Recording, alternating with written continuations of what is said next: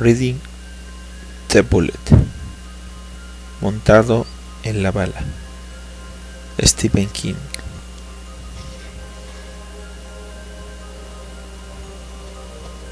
Traducción de Geoffrey Omedes Bauknagel. Esta historia nunca se la he contado a nadie, ni tenía previsto hacerlo, y no exactamente por miedo a no ser creído, sino por vergüenza, y porque era mía. Siempre he tenido la sensación de que contarla equivaldría a rebajarnos los dos, yo y la historia, volviéndola más pequeña, más anecdótica, como esos cuentos de fantasmas que se explican en los campamentos antes de apagar la luz. Creo también tenía miedo de que si la contaba, si la escuchaba con mis propios oídos, podría empezar a no creerla. Pero desde la muerte de mi madre no duermo bien. Solo descanso a ratos cuando se me cierran los ojos, aunque me despierto enseguida temblando. Va bien dejar encendida la lámpara de la mesita de noche, pero menos de lo que cabría esperar. De noche hay tantas sombras, ¿os habéis fijado? Muchas, hasta con luz. Piensas que las largas podrían ser de cualquier cosa. Cuando llamó a la señora McCurdy por lo de mamá, yo cursaba tercero en la Universidad de Maine. Mi padre había muerto siendo yo muy pequeño, demasiado para acordarme, y dada mi condición de hijo único, solo éramos dos contra el mundo, Alan y Jane Parker. La señora McCurdy, que vivía al lado, llamó al piso que compartíamos yo y otros 3 estudiantes. Había encontrado el número en la placa magnética que tenía mamá en la puerta de la nevera. Ha tenido un derrame, dijo con su acento del norte, arrastrando las palabras. Estaba en el restaurante. Pero no salgas corriendo como si se te cayera el mundo encima, que dice el médico que no es tan grave. Está despierta y habla. Ya, pero ¿dice algo que tenga sentido?, pregunté. Procuraba mantener un tono tranquilo hasta irónico, pero el corazón me latía deprisa y de repente parecía que hiciera demasiado calor en el salón. Me había quedado solo en el piso. Era miércoles y mis compañeros tenían clase todo el día. Sí. Lo primero que me ha dicho es que te llamase, pero sin asustarte. No me dirás que eso no tiene sentido, ¿verdad? Sí, claro. Pero estaba asustado. ¿Qué remedio? ¿Cómo vas a reaccionar si te llaman para decirte que se han llevado a tu madre del trabajo en ambulancia? Ha dicho que te quedes en la universidad hasta el fin de semana y que entonces vayas, pero no si tienes que estudiar mucho. Sí, seguro que voy a quedarme aquí, pensé, en ese piso hecho caldo y con tufo a cerveza, teniendo a mi madre a casi 200 kilómetros en un hospital y puede que hasta muriéndose. Mamón es joven, dijo la señora McCurdy. Lo que pasa es que en los últimos años ha engordado una barbaridad y ahora es hipertensa. Encima fuma. Tendrá que dejarlo. Dudé que lo hiciera, con o sin derrame. Y tenía razón. Sin sus pitillos mi madre no podría vivir. Agradecí la llamada a la señora McCurdy. Es lo primero que he hecho al llegar a casa, dijo. ¿Y qué? Alan, ¿cuándo piensas ir? ¿El sábado? Lo preguntó con cierta malicia, como si lo dudara. Al mirar por la ventana, vi una tarde de otoño perfecta. El típico cielo azul de Nueva Inglaterra y debajo los árboles perdiendo las hojas amarillas de Mill Street.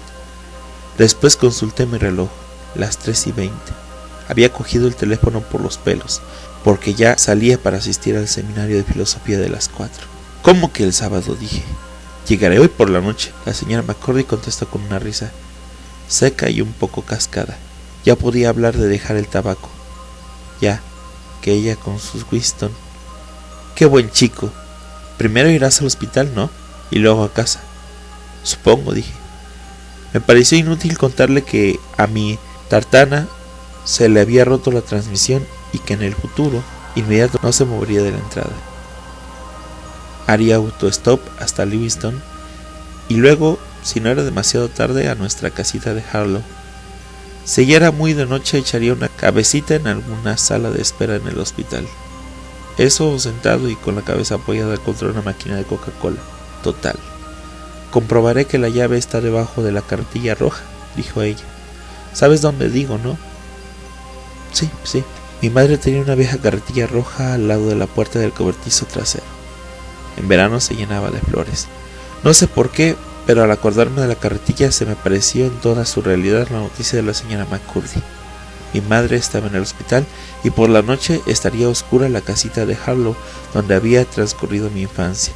No habría nadie para encender las luces al poner el sol. Aunque la señora McCurdy dijera que mamá aún era joven, para alguien de solo 21 años, 48 parecen la senectud. Ten cuidado, Alan, no corras. Por supuesto que mi velocidad dependería de quién me recogiera. Personalmente esperaba que fuera a toda pastilla. Nada me parecía demasiado rápido para llegar al hospital central de Maine. Aunque bueno, no tenía sentido preocupar a la señora McCurdy. No se preocupe, gracias.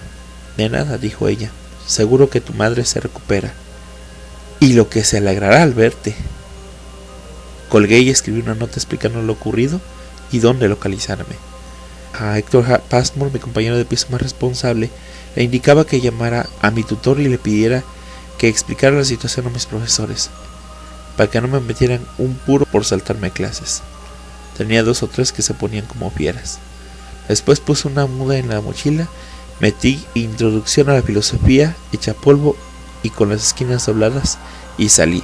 A la mañana siguiente, y a pesar de que sacaba buenas notas, abandonaría esa asignatura. Esa noche cambió mi manera de ver el mundo. Cambió mucho, y el manual de filosofía no parecía coherente con los cambios. Digamos que entendí que debajo hay cosas y que ningún libro puede explicarlas. Opino que a veces es mejor olvidarse de que existen, si puedes. De la Universidad de Maine, que está en Orono, hasta Livingston, en el condado de Androscoggin, hay 190 kilómetros y el camino más rápido es la I-95. La pega es que siendo autopista no es buena para hacer autostop. La policía tiene tendencia a expulsar a cualquier persona que vaya a pie. Te sacan hasta si estás parado en el acceso. Y si te pilla 2 veces, el mismo poli seguro que te multa. De manera que cogí la 68 que sale de Bangor hacia el sudeste. Es una carretera bastante transitada y a menos que tengas pinta de psicópata, casi seguro que te recoge alguien. Además, casi nunca te molesta la poli. Hice el primer tramo con un agente de seguros, muy poco hablador, que me llevó hasta Newport. Luego me quedé plantado casi 20 minutos en el cruce de la 68 y la 2, hasta que me recogió un hombre de cierta edad que iba a Powdertown. Conducía tocándose continuamente los huevos. Parecía que intentara coger algo que no hubiera suelto por ahí dentro. Mi mujer siempre me decía que con mi manía de coger autopistas acabaría en la cuneta con una navaja en la espalda, dijo. Pero cada vez que veo a alguien en el arcén, me acuerdo de mi juventud. No hice yo el dedo ni nada. Era muy viajero. Fíjate cómo es el mundo. Ahora ya hace 4 años que está muerta y yo aquí con el mismo Dodge de siempre. La echo de menos, una barbaridad. Se manoseó la entrepierna. ¿A dónde vas? Le dije que a Livingston y el motivo. ¡Qué horror!, dijo él. ¡Tu madre! Lo siento mucho. Su compasión era tan fuerte y espontánea que me provocó escozor en los ojos. Pestañeé para no llorar. Ningunas ganas de sufrir. Un exceso de llanto en aquel coche viejo que vibraba, daba leves bandalazos y olía a meado.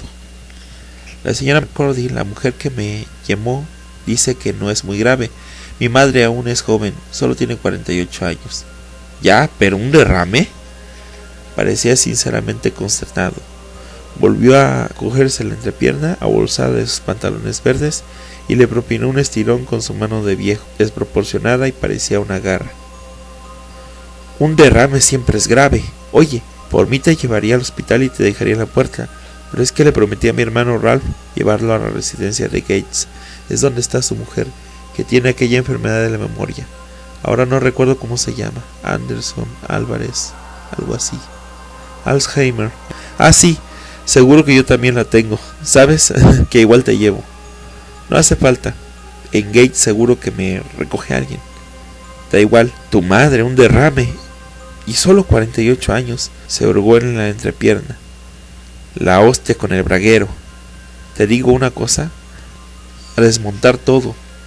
Al final Dios te da una patada en el culo. En serio, Pero bueno, tú eres un buen hijo. De lo contrario no habrías dejado todo para ir a verla. Ella es una buena madre, dije. Volví a sentir el aguijón de las lágrimas. En la universidad nunca sentí añoranza muy pronunciada, como mucho la primera semana, pero en el coche del viejo me asaltó. Solo éramos ella y yo, sin parientes cercanos. Me parecía inimaginable no tenerla. Según la señora McCurdy, no era muy grave. Un derrame, pero no muy grave. Más vale que haya dicho la verdad, pensé. Más vale. Hicimos un trecho de camino en silencio. No era el viaje rápido que había deseado. El viejo se quedaba plantado en los 70 por hora y a veces cruzaba la línea continua para darse un paseíto por el otro carril. Pero largo así era. En el fondo también me convenía. La carretera 68 se ofrecía a nuestra vista, hilvanado por varios kilómetros de bosque, partiendo en dos los pueblecitos que aparecían y desaparecían en el lento abrir y cerrar de ojos, cada uno con su bar y su gasolinera de autoservicio. New Sharon, Openlea, West Ophelia, Afghanistan, que por extraño que parezca, se habían llamado Afghanistan, Mechanic Falls, Castle View, Castle Rock. El azul del cielo fue perdiendo luminosidad a medida que el día se retiraba de él. El viejo empezó por encender las luces del estacionamiento, y luego los faros. Eran las largas, pero él no parecía darse cuenta, ni siquiera cuando los coches que venían en sentido contrario lo avisaban con las suyas. Mi cuñada no se acuerda ni de su nombre, dijo. No le preguntes nada porque no sabe decir mu. Culpa de la enfermedad de Anderson. Mira de una manera como diciendo, quiero salir. Aunque para eso tendría que acordarse de las palabras. ¿Entiendes lo que quiero decirte? Sí, contesté. Respiré hondo y me pregunté si el olor a meado provenía del viejo o si tenía un perro y lo dejaba subir al coche. Pensé si sería ofenderlo bajar un poco la ventanilla. Al final la bajé. Me pareció que no se daba cuenta, como ignoraba las luces largas de los coches del otro carril. Hacia las 7, ya en Westgate, subimos una colina y el viejo exclamó: ¡Fíjate, la luna! ¡Ah, que está bonita! Sí que lo estaba. Una bola enorme de color naranja separándose del horizonte. No obstante, le encontré algo que daba miedo. Parecía al mismo tiempo embarazada e infectada. De repente, viendo la luna se me ocurrió algo horrible. Y si llegaba al hospital y mi madre no me reconocía, y si había perdido la memoria, estaba en blanco y no sabía decir ni mu, y si el médico me decía que tendría que cuidarla alguien hasta que muriera, y si ese alguien lógicamente tendría que ser yo, porque no había más candidatos. Adiós a la facultad. ¿Qué dirían mis amigos y vecinos? Piensa un deseo, exclamó el viejo. El entusiasmo comunicó a su voz un tono chirriante y molesto, como de trocitos de cristal metiéndose en mi oreja. Se dio un estirón tremendo en la entrepierna y sonó una especie de chasquido. A mí me parecía imposible estirarlas y las partes, sin arrancarse un huevo, aunque estuviera de por medio del braguero. Mi padre decía que lo que se desea con la luna llena de otoño siempre se cumple. Así pues, deseé que mi madre me reconociera al entrar en su habitación, que se le iluminaran los ojos y pronunciara mi nombre. Y al punto de haber formulado ese deseo, quise retractarme, porque pensé que con aquella luz anaranjada no podía salir bien ningún deseo. ¡Ay!, dijo el viejo, ojalá estuviera mi mujer, entonces le pediría perdón por todas las cosas feas que le dije. A los 20 minutos, en el aire los últimos vestigios del día y la luna todavía baja e hinchada, llegamos a Gates Falls. En el cruce de la carretera 68 y el Pleasant Street hay un semáforo amarillo. Justo antes de llegar a esa altura, el viejo dio un volantazo y la rueda delantera derecha del Dodge subió y bajó del bordillo. Me castañaron los dientes. El viejo me miró con una excitación salvaje y desafiante. En él todo era salvaje, aunque al principio no me hubiera dado cuenta. Estaba imbuido por entero de aquella sensación de cristales rotos, y todo lo que salía de su boca parecía una exclamación. «¡Te llevo yo! ¡Sí, señor! ¡Que se aguante Ralph! ¡A la porra! ¡Dilo y vamos!». Yo quería reunirme con mi madre, pero la idea de otros 30 y pico kilómetros con olor a meado y coches haciendo luces no era muy placentera. Tampoco era agradable la imagen del viejo dando tumbos por 4 carriles en Lisbon Street, pero el elemento principal era él. No soportaría 30 kilómetros más de estirones en la entrepierna y voz febril de cristales rotos. «Oiga», dije, «que no hace falta. Siga y ocúpese de su hermano». Abrí la puerta y sucedió lo que temía. El viejo alargó el brazo y me sujetó el mío con su mano nudosa de anciano, la que usaba sobarse la entrepierna. «Solo una palabra», insistió. Su voz sonó ronca, confidencial. Sus dedos se me hincaban en la carne justo debajo de la axila. «Una palabra y te llevo hasta la puerta del hospital. En serio. Da igual que sea la primera vez que nos vemos. No importa. Te llevo directo». «No hace falta», repetí.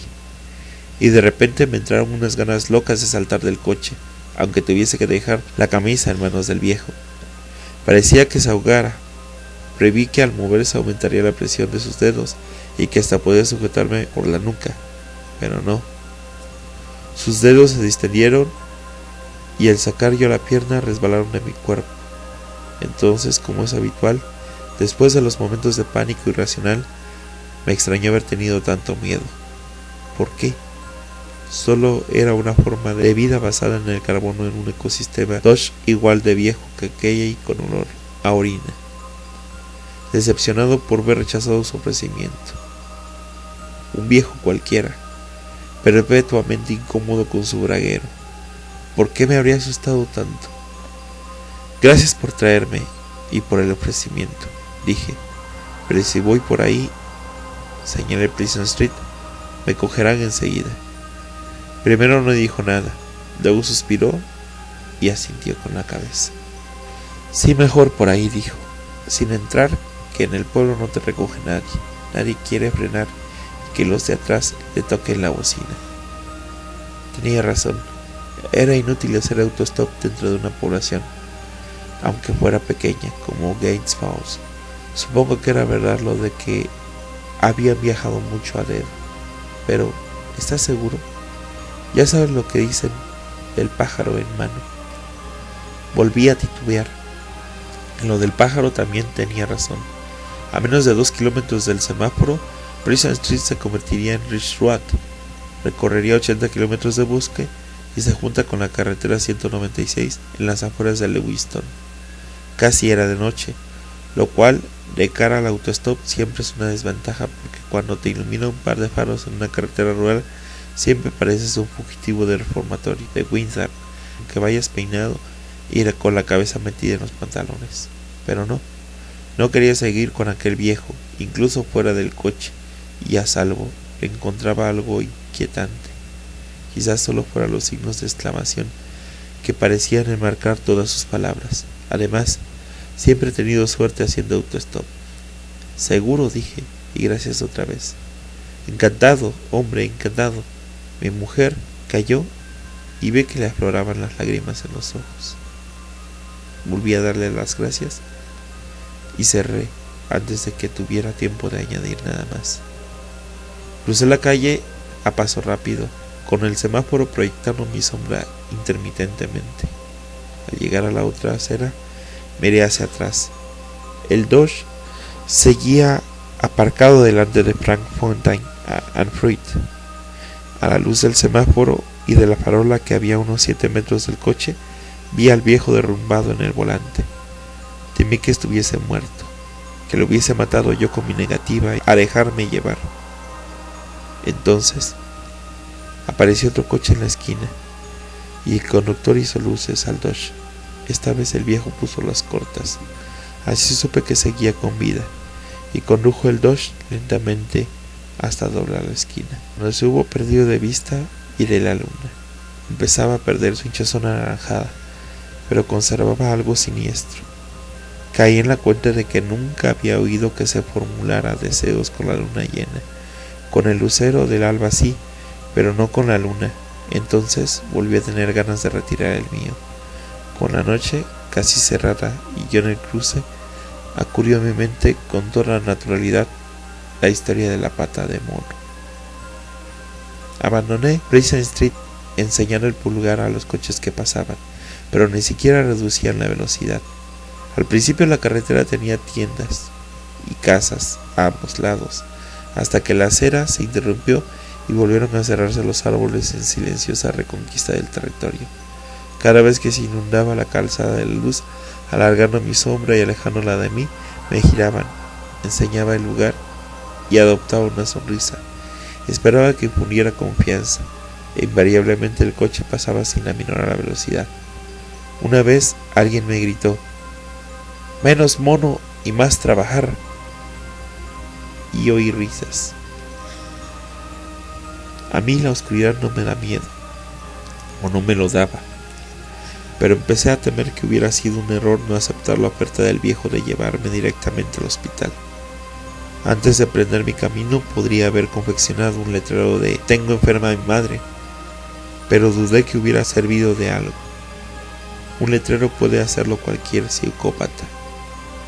Seguí caminando por el arcén, levantando grava con las zapatillas de deporte y escuchando los ruidos de la noche. Un perro a lo lejos y mucho más cerca un búho y un suspiro de levantarse viento. La luna bañaba el cielo, pero a ella no se le veía. De momento la ocultaban los árboles que en aquella parte eran altos. Al alejarme de Gates, se espaciaron los coches. A cada minuto me parecía más tonta mi decisión de rehusar la oferta del viejo. Empecé a imaginarme a mi madre en el hospital, con la boca congelada en una mueca de asco, y procurar no soltar el tronco resbaladizo de la vida que se le escapaba, no soltarlo por mí, sin saber que no llegaría por el simple motivo de que no me había gustado la voz estridente de un anciano ni el olor a pipí de su coche. Ascendí por una colina bastante empinada y volvió a iluminarme la luna. A mi derecha ya no había árboles, sino un pequeño cementerio rural. Las lápidas reflejaban la pálida luz. Una de ellas tenía al lado algo pequeño y negro que me miraba desde el suelo. Me acerqué por curiosidad y la cosa negra, al moverse, se convirtió en una marmota. Se escabulló entre la hierba alta, no sin dirigirme una breve mirada de reproche con sus ojos rojos. De repente me sentí cansadísimo, mejor dicho, al borde del agotamiento. Hacía 5 horas desde la llamada de la señora McCurdy que funcionaba a base de pura adrenalina, pero se me había acabado el suministro. Eso era lo malo. Lo bueno era que había superado la inútil e histérica sensación de urgencia, al menos de momento. Había tomado una decisión. Había preferido a Ridge Road a la carretera 68 y no tenía sentido reprocharme. Se acabó lo que se daba. ¿Qué decía mi madre? Era lo suyo. Ir soltando pequeños aforismos zen que casi tenían sentido. No sé si esto lo tenía, pero me dio ánimos. Si llegaba al hospital y la encontraba muerta, no tenía remedio. Sin embargo, según la señora de McCurdy, el médico había dicho que no era muy grave. También había dicho que mamá aún era joven, un poco gorda, de acuerdo, y para colmo fumadora habitual, pero joven. Yo entrando estaba muy lejos de allí y de repente no tenía fuerzas, tenía los pies como metidos en cemento. El cementerio estaba rodeado por un murete de piedra con una brecha de donde salían 2 rodadas. Me senté en el murete con los pies en uno de los surcos. Desde ahí se ve un buen trecho de Ridge Road en ambas direcciones. Cuando viera faros viniendo del oeste, es decir, yendo hacia Lewiston, podría volver a Larsen y enseñar el pulgar. Mientras tanto, me quedaría sentado con la mochila en las rodillas a la espera de que mis piernas recuperaran la fuerza.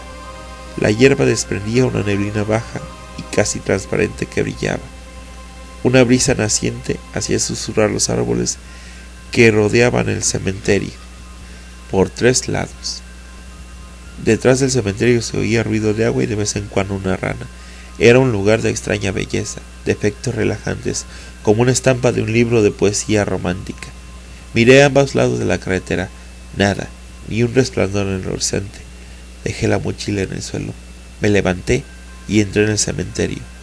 La niebla se movía perezosamente alrededor de mis pies. Las lápidas del fondo eran viejas y había bastantes caídas. Las de delante eran mucho más nuevas. Me incliné apoyando las manos en las rodillas para examinar una que estaba rodeada de flores casi frescas. La luz de la luna facilitaba la lectura del nombre, George Stubb. Debajo figuraban las fechas que marcaban el breve periodo de vida de George Stubb: 19 de enero de 1977 y 12 de octubre de 1998. Era la explicación de que las flores aún no se habían marchitado.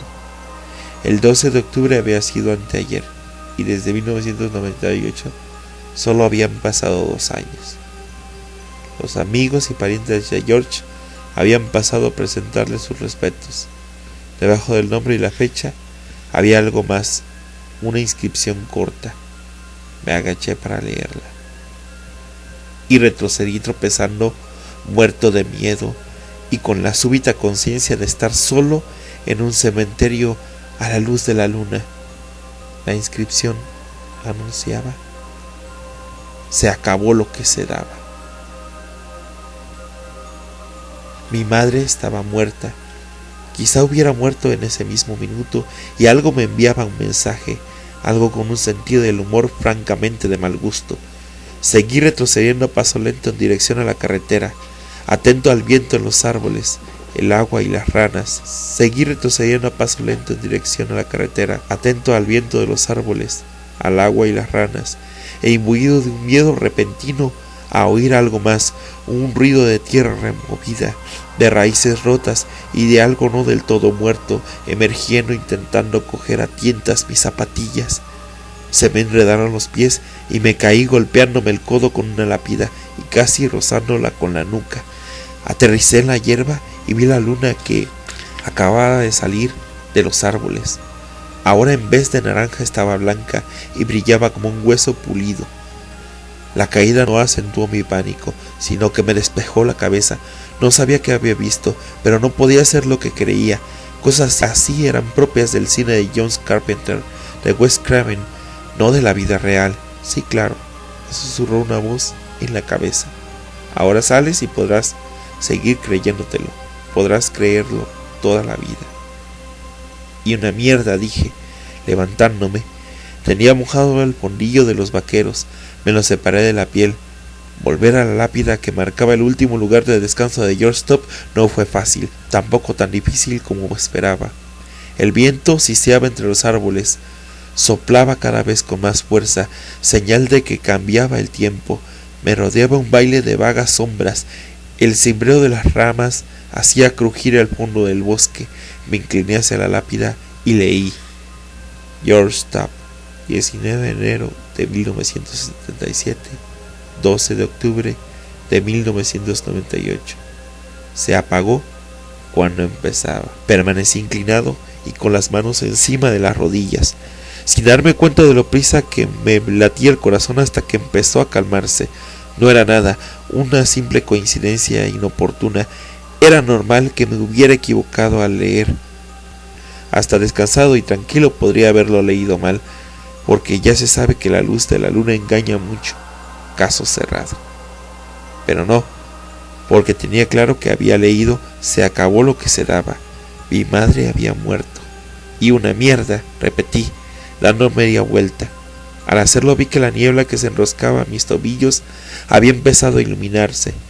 Oí el murmullo de un motor acercándose. Venía un coche. Me di prisa en volver del otro lado de la brecha del brete, recogiendo la mochila. Los faros del coche que se acercaban estaban a media colina. Saqué el pulgar justo cuando me enfocaba, deslumbrándome un poco. Antes de que empezara a frenar, yo supe que pararía. Es curioso, pero a veces lo sabes, que se lo pregunten a cualquiera que haya hecho mucho autostop. El coche pasó de largo con las luces de freno encendidas y paró bruscamente en el arcén, cerca del final del murete de piedra que separaba el cementerio de Ridge Road. Corrí con la mochila rebotándome en la rodilla.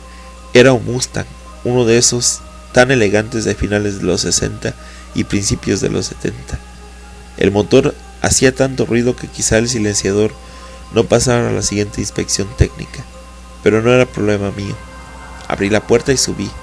Al ponerme la mochila entre los pies noté un olor que me sonaba algo, un poco molesto. Gracias, dije, muchas gracias. El chico que iba al volante llevaba vaqueros desteñidos y una camiseta negra con mangas cortadas.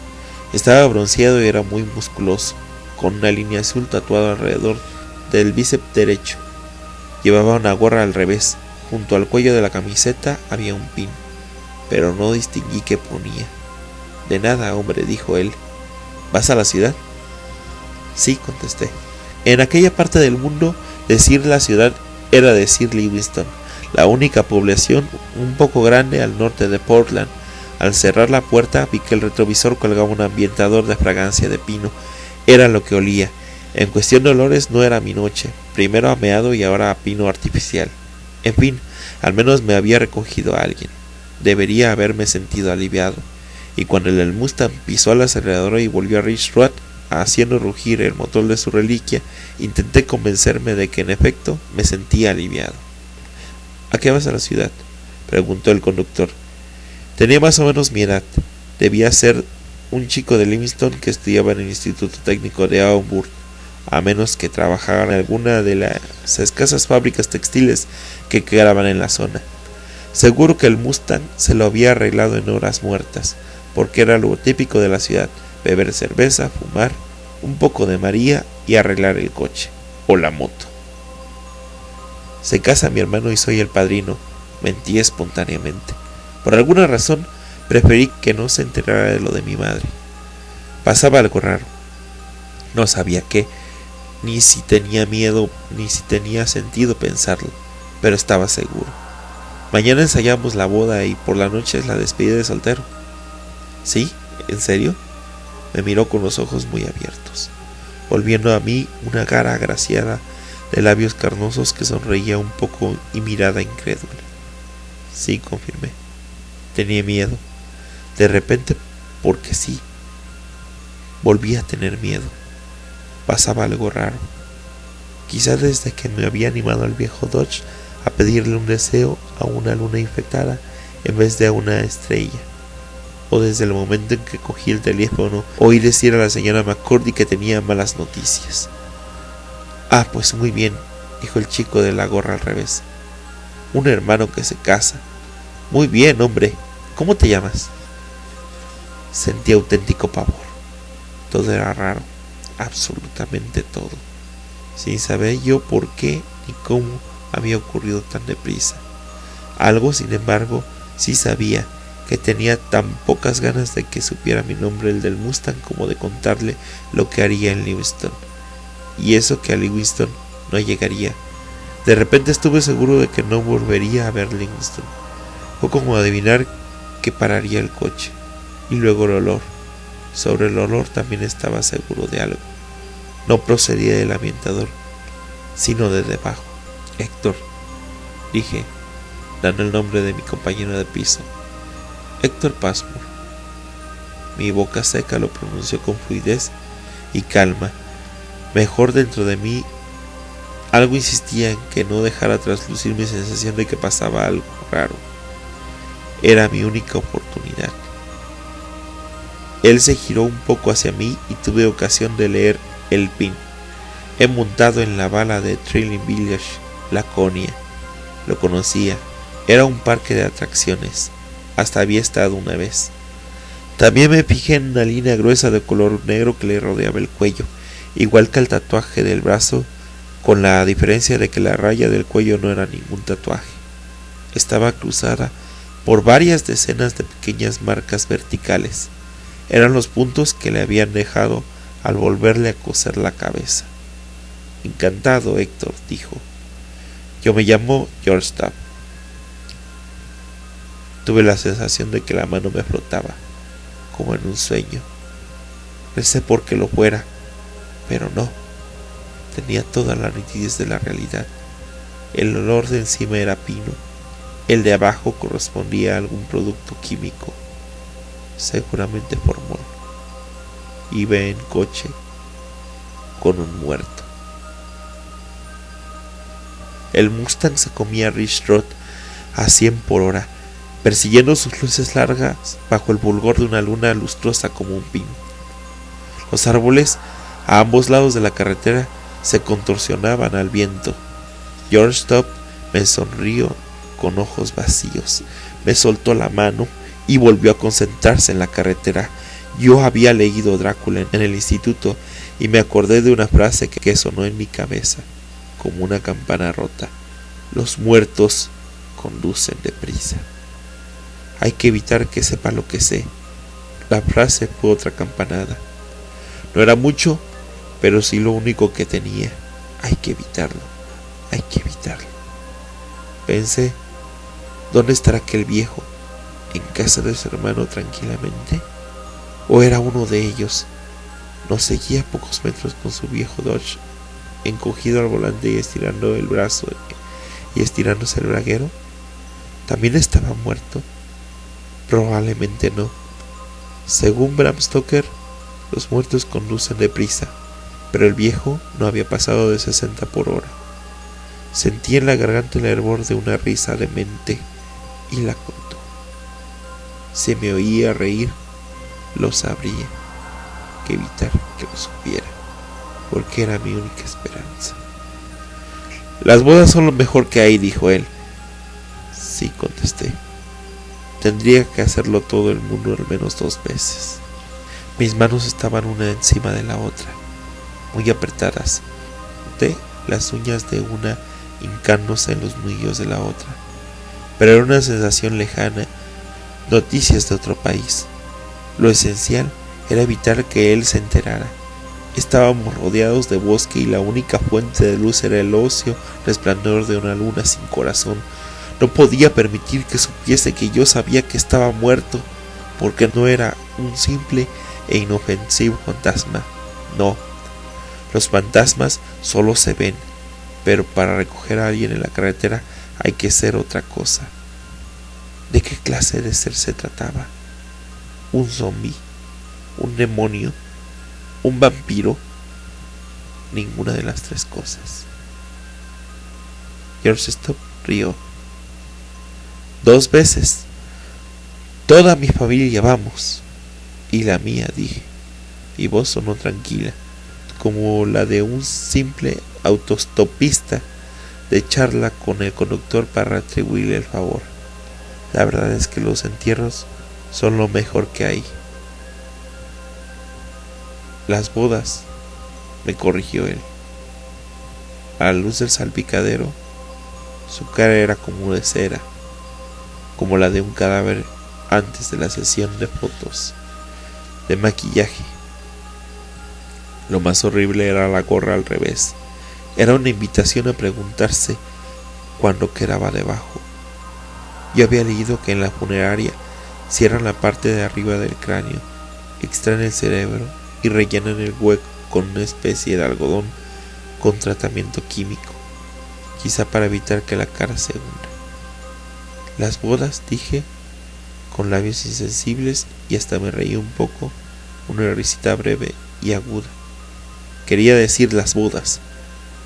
Siempre se dice lo que se quiere decir, contestó el conductor sin perder la sonrisa. Lo mismo que pensaba Freud, según mis lecturas de la asignatura de psicología. Dudé que el Mustang supiera mucho de Freud. Los expertos en Freud no llevan camisetas sin mangas ni gorras al revés, pero le bastaban con lo que sabía. Yo había dicho entierro. Cielo santo, había dicho entierro. Yo quería ocultarle que sabía que estaba muerto. Él quería ocultarme que sabía que yo sabía que estaba muerto. Por lo tanto, había que ocultar que yo sabía que él sabía que el mundo empezó a oscilar ante mis ojos. Enseguida se pondría a girar cada vez más deprisa y lo perdería. Cerré los ojos En la retina se me había grabado la forma de la luna que se volvía verde. ¿Te encuentras mal?, preguntó él. Su tono de preocupación era espeluznante. No, contesté abriendo los ojos. Todo había recuperado su estabilidad. El dolor que sentía en el dorso de la mano donde se me hincaban las uñas era intenso y real, como el olor, no solo a ambientador de pino ni a algo químico, también olía a tierra. ¿Seguro?, insistió él. Es que estoy un poco cansado. Llevo muchas horas de autostop y a veces me marea tanto coche. De repente tuve una inspiración. Oye, ¿sabes qué? Que mejor me bajo. Con un poco de aire fresco se me pasará el mareo. Pasará otro coche y... Sería incapaz, dijo él. Dejarte ahí fuera, ni hablar. El próximo coche podría tardar 1 hora y no es seguro que parase. Tengo que cuidarte. ¿Cómo dice la canción? Llévame a tiempo a la iglesia. ¿No? Nada, que no te dejo bajar. Abre un poco la ventanilla. Ya sé que aquí adentro no huele precisamente a rosas. Colgué el ambientador, pero estos trastos no chutan. Claro que hay olores que cuestan más de quitar. Quise coger la manivela de la ventanilla y darle una vuelta para que entrase aire fresco, pero los músculos del brazo estaban inertes. No tuve más remedio que quedarme en la misma postura con las manos juntas y clavándome las uñas. Una parte de los músculos se negaba a funcionar y otra a detenerse. ¡Qué ironía! Es como lo del nene que se compra un Cadillac casi nuevo por $750, dijo él. Lo sabes, ¿no? Sí, dije, con los labios entumecidos. No conocía el chiste, pero tenía clarísimo que aquel individuo no quería escuchar ningún chiste. Es muy conocido. La carretera delante daba saltos como en las viejas películas en blanco y negro. Joder, si es conocido. Resulta que buscaba un coche y veo un Cadillac casi nuevo en un jardín. Te digo que ya. Y en la ventanilla hay un letrero que pone en venta, de particular a particular. Llevaba un cigarrillo encajado en la oreja. Lo cogió y con el movimiento se levantó un poco la camiseta. Vio otra raya negra con marcas. Luego se inclinó hacia el tablero de mandos para apretar el encendedor y la camiseta volvió a su sitio. Sabe que no tiene para un Cadillac, que no le llega ni de lejos, pero tiene la curiosidad, ¿vale? Total, que va a ver al de la casa y le dice: ¿cuánto cuesta un coche así? Entonces ve al dueño, cierra la manguera que tiene en la mano, porque estaba lavando el coche, ¿vale? Y dice: mira, chaval, hoy es tu día de suerte, $750 y te lo llevas. El encendedor saltó. Stop. Lo extrajo, presionó la espiral contra la punta del cigarrillo. Lo dijo una calada y vi que le salían hilillos de humo entre los puntos que cerraban la incisión del cuello. El nene mira por la ventanilla y ve que el cuantakilómetro solo marca 17,000. Entonces le dice el de la manguera: muy gracioso. Como una mosquitera era en un submarino. El dueño contesta: oye, que no es broma, saca el dinero y te lo quedas. Coño, si quieres hasta te acepto un cheque porque te veo cara de honrado. Y dice el nene: miré por la ventanilla. La verdad es que conocía el chiste de haberlo oído años antes, seguramente en el instituto. En la versión que me había encontrado del coche era un Thunderbird, pero el resto era igual. El chico dice: que solo tenga 17 años no quiere decir que sea idiota. Un coche así no lo vende nadie por 750 billetes, y menos con tan poco kilometraje. Entonces el dueño le dice que lo hace porque el coche huele mal y el olor no se puede quitar. Lo ha intentado de todas maneras, en vano. Resulta que estaba de viaje de negocios y estuvo fuera muchos días, al menos un par de semanas, dijo el conductor.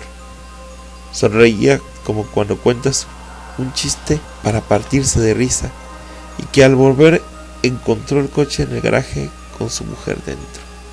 Llevaba muerta casi tanto tiempo como el del viaje. No supo si se había suicidado o le había dado un infarto, pero estaba toda hinchada y el coche apestaba. Por eso tenía ganas de venderlo. Se rió. ¡Qué puntazo!, ¿no? ¿Y él no había llamado a casa? Era mi boca hablando sola. Mi cerebro estaba paralizado. Se marcha 2 semanas de viaje de negocios y no llama ni una vez para ver cómo está su mujer. La cuestión no es esa, la cuestión es que es una ganga. ¿Quién se resistiría? A las malas siempre se puede conducir con la ventanilla abierta, ¿no? Además, es una historia. Ficción. Lo he recordado por la peste que hay en este coche, que es un hecho real. Silencio y pensé.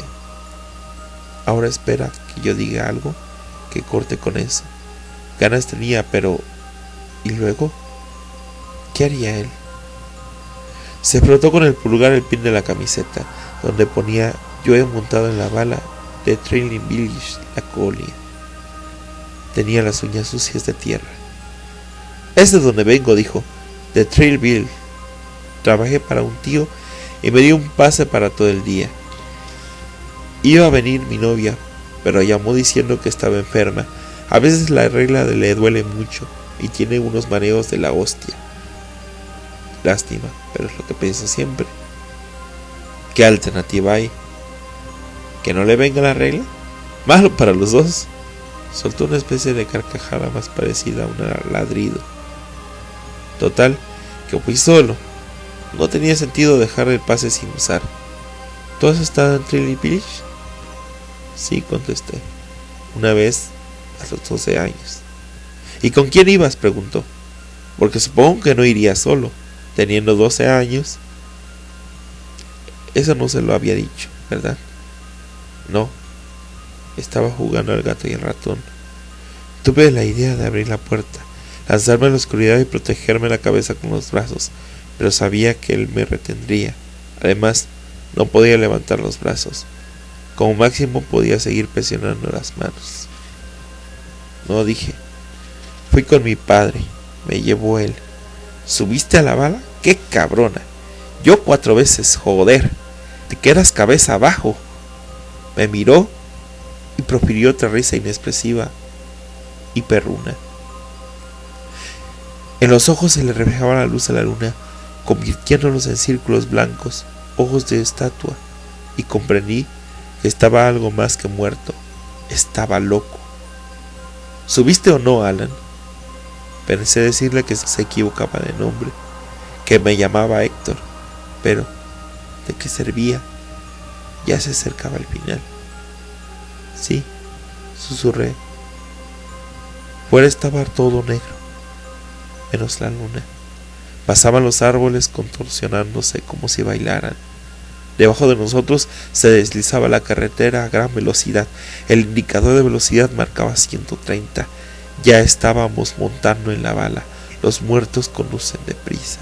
Sí, la bala. Sí que subimos. Mentira, dijo él. Dio una calada de cigarrillo y volvió a ver los hilillos de humo saliendo por la incisión cosida del cuello. Tú no subiste y menos con tu padre. Te pusiste en la cola, pero ibas con tu madre. Había mucha cola, porque en la bala siempre hay un montón de gente esperando, y ella no quiso quedarse a pleno sol. Entonces ya estaba gorda y le molestaba el calor. Tú la agobiaste todo el día. Venga a agobiarla, y luego fíjate qué risa. Al llegar al principio de la cola te rajaste. ¿A que sí?, respondí. Tenía la lengua pegada al paladar. Él movió la mano de piel amarillenta y uñas sucias a la luz del salpicadero del Mustang y me cogió las mías. Con el contacto se quedaron sin fuerza y se separaron como con un nudo se deshace por arte de magia al tocarlo la varita del prestidigitador. Tenía la piel fría como de serpiente. ¿A que sí? Sí, Musti. Al acercarnos y ver lo alto que era, y que arriba donde daba la vuelta gritaban todos, me rajé. Ella me dio una bofetada y no me dirigió la palabra hasta llegar a la casa. No subí a la bala. Al menos hasta ahora. Pues deberías, oye, porque es lo mejor. Es donde hay que subir. El resto no vale nada. Al menos el Treat Village. Volviendo a casa, paré a comprar unas cervezas en las tiendas que hay en la frontera del estado. Pensaba pasar por casa de mi novia y darle un pin de broma. Se dio unos golpecitos en el pie de la camiseta, bajó a la ventanilla y arrojó el cigarrillo al viento de la noche. Pero ya debes de saber qué pasó. Naturalmente que lo sabía. Como si no fuera el típico cuento de fantasmas. Tuve un accidente con el Mustang y la policía al llegar encontró el coche destrozado y a él muerto dentro, el cuerpo contra el volante y la cabeza en el asiento trasero, con la gorra al revés y los ojos vacíos mirando el techo fijamente. Desde entonces, cuando hay luna llena y sopla viento, aparece el Rich Roach. Volvemos enseguida, después de un breve mensaje de nuestro patrocinador. Ahora sé algo más que antes, que las peores historias son las que se han oído toda la vida. Son las verdaderas pesadillas. Los entierros son lo mejor que hay, dijo, y rió. Es lo que has dicho, ¿no? Ha sido una metedura de pata. Al, está clarísimo. La has metido hasta el fondo. Déjame salir, susurré. Por favor. Hombre, eso habría que hablarlo, dijo volviendo hacia mí. ¿Sabes quién soy, Alan? ¿Un fantasma?, dije. Hizo un ruido impaciente por la nariz y las comisuras de los labios le apuntaron hacia abajo, a la luz del cuentakilómetros. Venga, tío, ¿qué tan corto no eres? Fantasma es el puto Casper. ¿Yo floto? ¿Ves que sea transparente? Levantó una mano y la abrió y cerró ante mí. Oí el crujido seco y sin lubricar de sus tendones. Entonces intenté decir algo. No recuerdo qué. Pero no tiene importancia porque no me salió nada. Soy una especie de mensajero, dijo Stop, como el de Seur. Pero salido de la puta tumba, ¿te gusta? La verdad es que salimos bastante a menudo, cuando se dan las circunstancias adecuadas. ¿Sabes qué pienso? Que el que manda, Dios o lo que sea, debe de tener ganas de juerga. Siempre quiere comprobar si te quedas con lo que tienes o si puede convencerte para que optes por lo que está detrás de la cortina. Aunque tiene que coincidir todo, como esta noche, tú solo, con tu mamá enferma, intentando que te lleve a alguien. ¿Verdad que si me hubiera quedado con el viejo no habría pasado nada?, dije. Ahora el olor de Stop ya no tenía secretos. Era la suma del olor punzante a productos químicos y la peste de carne en descomposición. Me extrañó no haberlo comprendido desde el principio, haberlo confundido con otra cosa. No sé qué decirte, repuso Stop. Puede que el viejo que dices también estuviera muerto. Pensé en la voz estridente del anciano, como de cristales rotos, y en el chasquillo de su braguero. No estaba muerto. Y yo había cambiado el olor a pipí de su viejo Dodge por algo mucho peor. Pero bueno, no tenemos tiempo de comentarlo. Dentro de 8 kilómetros volveremos a ver casas. 3 más y estaremos en el municipio de Livingston. O sea, que tienes que decidir ahora. ¿Decidir qué? Aunque quería saberlo. ¿Quién sube a la bala y quién se baja? ¿Tú o tu madre? Me miró con sus ojos de ahogado, ojos llenos de luna. Como sonreía más que antes, vi que le faltaba casi todos los dientes a causa del accidente. Dio unos golpecitos en el volante, me llevó a uno de los dos, y ya que estaba aquí, ya que estás aquí, eliges tú. ¿Qué contestas? No. Me llevo a uno de los dos, y ya que estás aquí, eliges tú. ¿Qué contestas? En mis labios estuvo a punto de formarse. No lo dices en serio. Pero, ¿qué sentido tenía esa afirmación? Pues claro que lo decía en serio, con una seriedad mortal.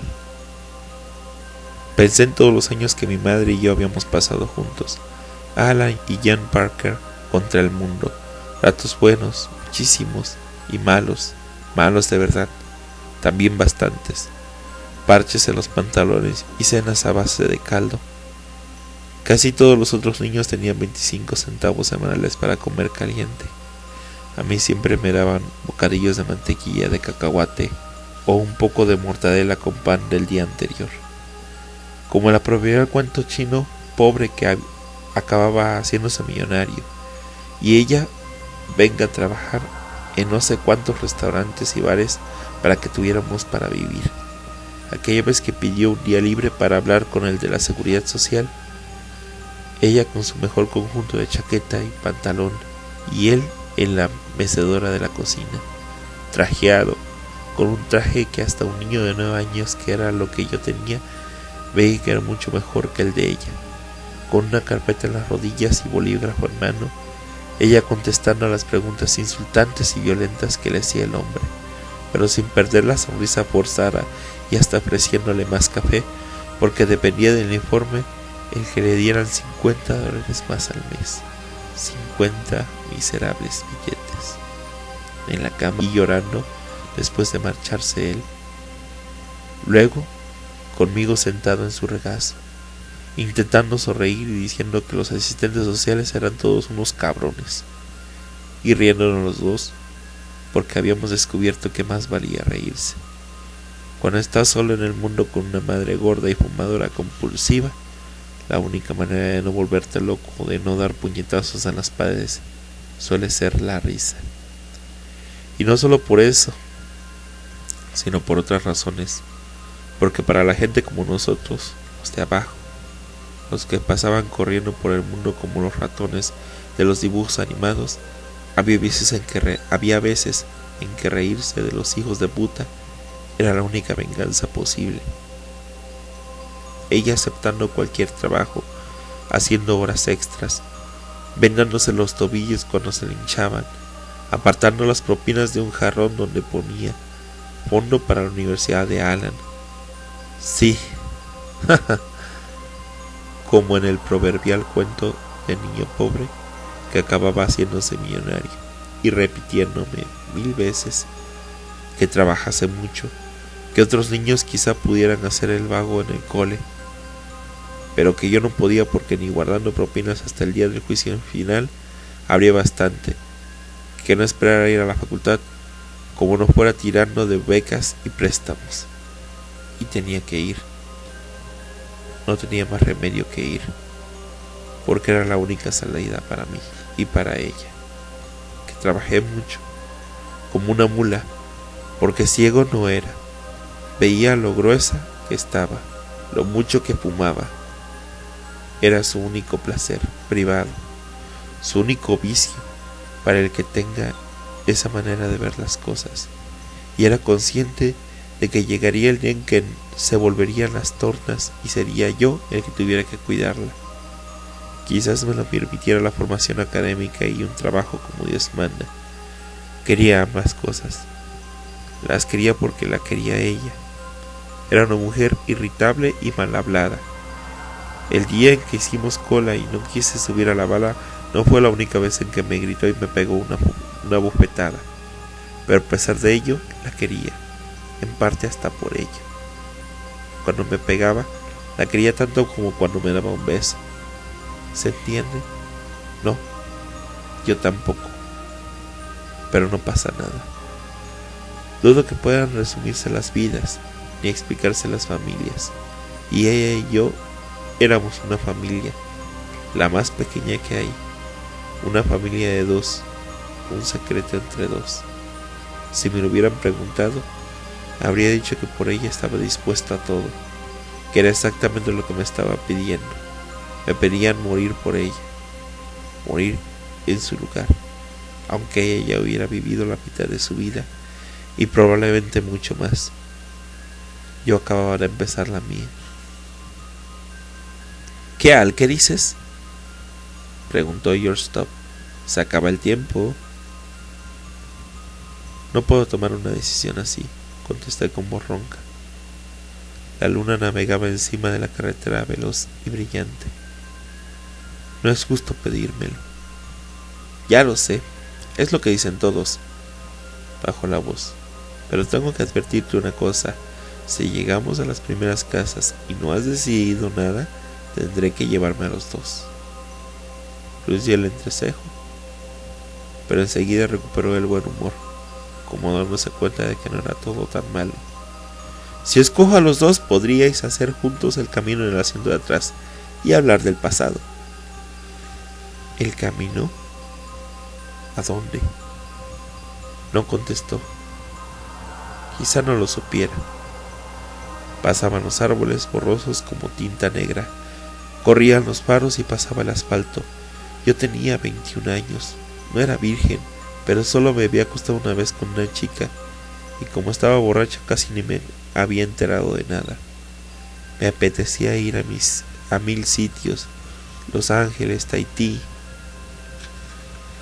hacer 1000 cosas. Mi madre tenía 48 años.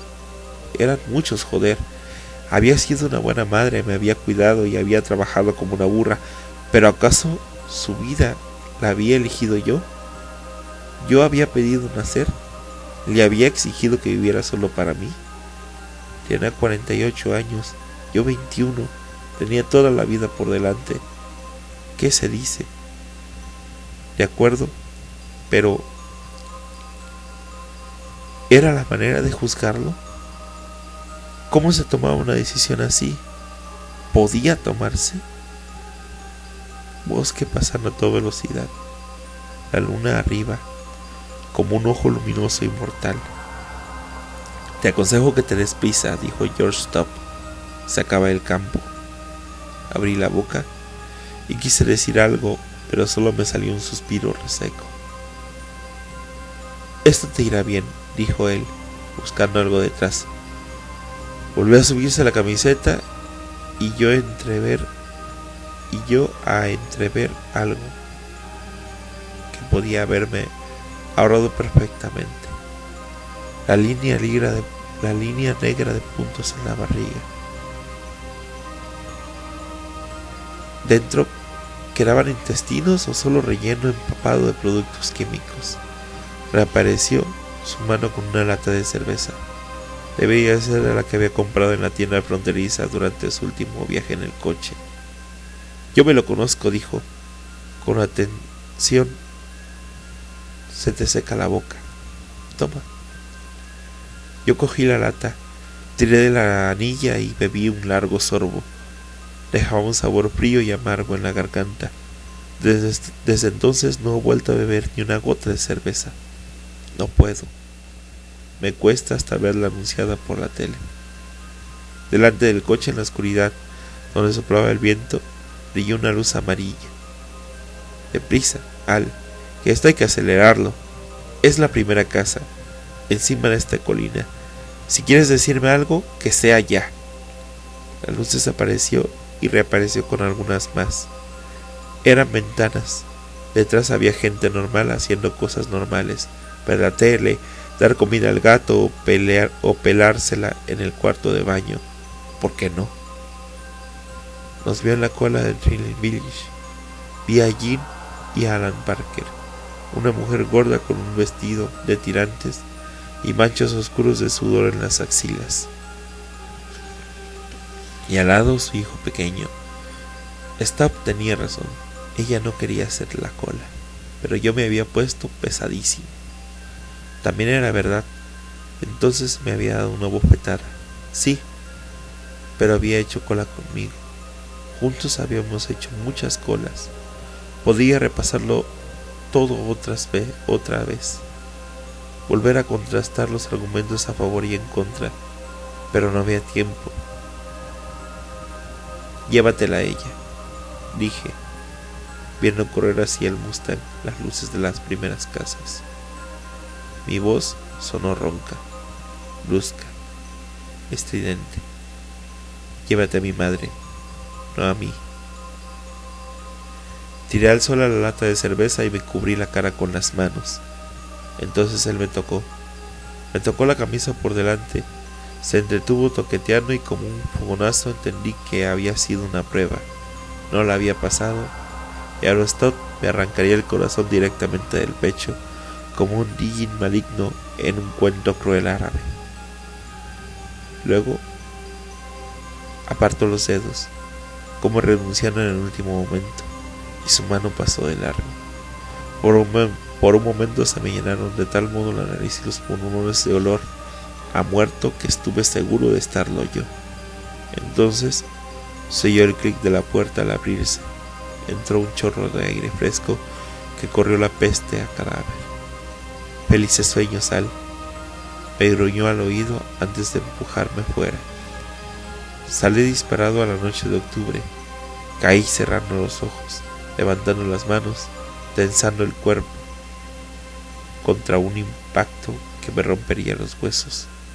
Quizá grité, pero no me acuerdo bien. No se produjo ningún impacto. Y después de una eternidad me di cuenta que ya estaba en el suelo. Lo sentí debajo. Entonces abrí los ojos, pero volví a cerrarlos enseguida con todas mis fuerzas. El brillo de la luna era cegador. Me produjo una punzada de dolor en el cerebro, sin quedarse detrás de los ojos, que es donde suele doler después de haber mirado una luz intensa, sino yendo hasta el fondo, justo encima de la nuca. Noté que tenía frío y mojadas las piernas y el culo, pero me dio igual. Estaba en el suelo. Lo demás me era indiferente.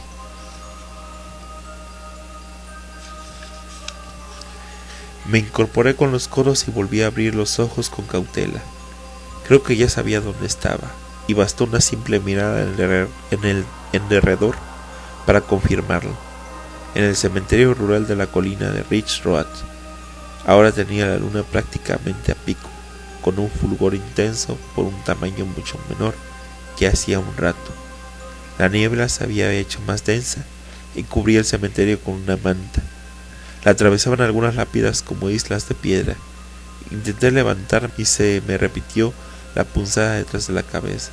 Al palparme noté un bulto y algo pegoso. Me miré la mano. A la luz de la luna la sangre que me manchaba la palma parecía negra. Al segundo intento logré ponerme de pie y me quedé vacilando entre las lápidas con la niebla hasta la rodilla. Luego di media vuelta, vi la brecha del muro y detrás de Ridge Road. No vi mi mochila oculta por la niebla, pero sabía que estaba allí. La encontraría saliendo a la carretera por la rodada izquierda. Seguro que tropezaba para más Inri. Con que ahí estaba mi historia, bien envuelta y con un lacito. Había parado a descansar en una colina, había entrado al cementerio para echar un vistazo, y al apartarme de la turma de George Top, había tropezado de la manera más tonta, cayéndome y dándome con la cabeza contra una lápida. ¿Cuánto había durado mi inconsciencia? No dominaba la técnica de leer la hora exacta por la posición de la luna, pero menos de una hora no podía haber pasado, suficiente para haber soñado que iba en coche con un muerto. ¿Cuál? ¿Cuál iba a ser? George Top. El nombre que había leído en la lápida justo antes de quedarme groggy. El típico final, ¿no? Qué pesadilla he tenido. Y si llegaba a Livingston y encontraba muerta a mi madre, pues nada, lo achacaría a una simple corazonada nocturna. Se trataba de la típica anécdota para contar años después al final de una fiesta. La gente sentiría pensativamente, poniendo eso muy seria, y algún atontado odiaría en la americana y diría que en el cielo y en la tierra hay cosas que nuestra filosofía no puede explicar. Luego nada. Grazné. La parte superior de la niebla se movía a gran velocidad, como un espejo empañado.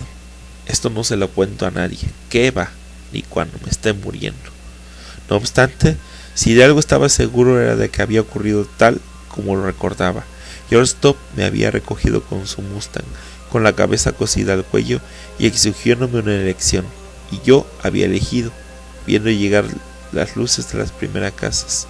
Había cambiado mi vida por la de mi madre casi sin dudar. Lo comprensible del acto no atenuaba mi sensación de culpa. Suerte que nadie se enteraría. Parecería una muerte natural. ¿Qué coño? No sería. Y yo no pensaba en desmentirlo.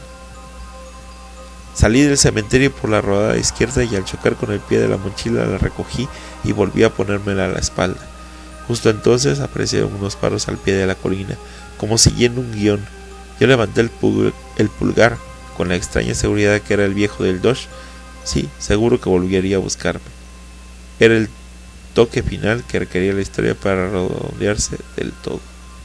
Pero no era el viejo, sino un granjero mascando tabaco en una camioneta Ford cargada con cestas de manzanas. Alguien perfectamente normal, ni viejo ni muerto. ¿A dónde vas?, preguntó, y al saberlo dijo: pues nos va bien a los dos.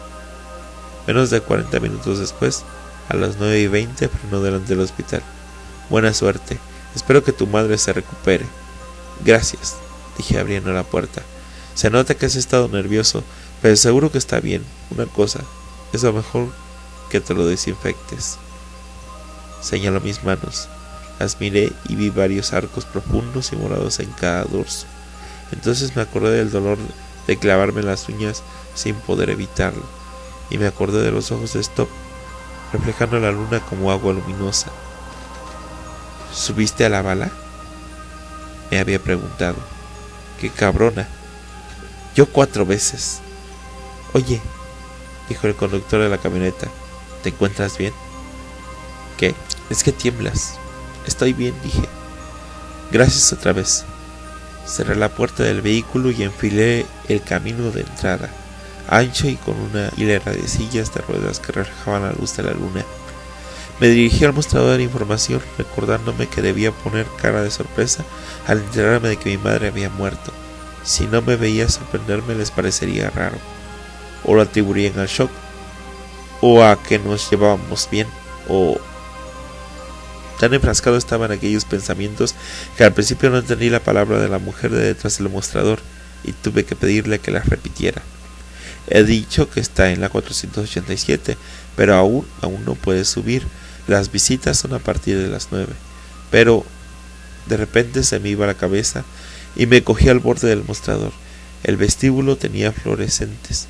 Con una luz tan fuerte y homogénea se me veían mucho los cortes de las manos. 8 arquitos morados justo encima de los nudillos, como 8 sonrisas. Tenía razón el de la camioneta, había que desinfectarlos. La mujer del demostrador me miró paciente. La tarjeta que llevaba la identificaba como Yvonne Ederle. Pero, ¿está bien? Miró el ordenador. Aquí sale una S, que quiere decir satisfactorio. Además, la 4ª planta es para casos normales. Si tu madre hubiera empeorado, la habrían llevado a la UCI, que está en la 3ª. Seguro que mañana la encontrarás muy bien. Las visitas son a partir de... Es mi madre, dije. Vine en autostop de la Universidad de Maine solo para verla. ¿No puedo subir al menos unos minutos? A veces se hacen excepciones para los parientes más cercanos, dijo ella sonriendo. Veré si puedo arreglarlo. Cogió el teléfono y pulsó unos botones. Debía de llamar a la enfermera del 4º piso. Vi los siguientes 2 minutos como si poseyera el don de la clarividencia, la de información. Yvonne preguntaría si podía subir al hijo de Jane Parker, la de la 487, solo para darle un beso y ánimos a su madre. Entonces la enfermera diría: ¡ay, Dios mío! Es que la señora Parker ha fallecido hace un cuarto de hora. Acabamos de enviarle el depósito y no hemos podido actualizar el ordenador. ¡Qué horror! La mujer del mostrador dijo: ¿Muriel? Soy Yvonne. Aquí abajo hay un chico que se llama... Me miró arqueando las cejas y le di mi nombre. Alan Parker. Es el hijo de Jan Parker, la de 487. Pregunta si puede... Se interrumpió y escuchó. Seguro que la enfermera del 4º piso le decía que Jan Parker había muerto. Vale, dijo Yvonne. Muy bien. Se quedó mirando al vacío. Luego sujetó el auricular con el hombro y me dijo: ha mandado a Ann Corrigan a ver cómo está. No tardará nada. Es interminable. Yvonne frunció el entrecejo. ¿Cómo? Nada, dije yo. Es que se me ha hecho muy larga la noche y... ¿Tienes miedo por tu madre? Normal. Me parece que eres muy buen hijo. Dejarlo todo y venir corriendo así. Intuí que el conocimiento de mi conversación con el joven conductor del Mustang habría cambiado drásticamente la opinión de Yvonne Ederle sobre mí, pero claro, no lo sabía. Era un secretito que compartíamos George y yo. Expuesta a la luz de los fluorescentes, aguardando el regreso de la enfermera del cuarto piso, tuve la impresión de que pasaban varias horas. Yvonne tenía delante unos papeles. Repasó con un bolígrafo, poniéndome marcas concisas al lado de algunos nombres, y se me ocurrió que si de veras existía un ángel de la muerte, debería ser como aquella mujer, una funcionaria con ordenador y demasiado papeleo. Yvonne seguía sujetando el auricular entre la oreja y el hombro. El altavoz solicitó la presencia del Dr. Farwell en radiología. Dr. Farwell, repitió. Mientras tanto, en la cuarta planta, la enfermera Ann Corrigan estaría mirando a mi madre, a quien habría encontrado muerta en la cama con los ojos abiertos. Estaría aflojándose la horrorosa mueca de su boca, impresa por el derrame. Yvonne escuchó por el auricular y enderezó un poco el torso. Después dijo: ya, muy bien, tranquila, sí, mujer, gracias, Muriel. Colgó y me miró solemnemente. Dice Muriel que subas, pero que solo puedes visitar a 5 minutos. Tu madre ya se ha medicado para la noche y está un poco atontada. Me quedé mirándola boquiabierto. A ella se le borró la sonrisa. ¿Seguro que te encuentras bien? Sí, dije. Es que pensaba. Recuperó la sonrisa, esta vez de comprensión. Lo piensa mucha gente, dijo. Es normal. De repente te llaman, sales disparada.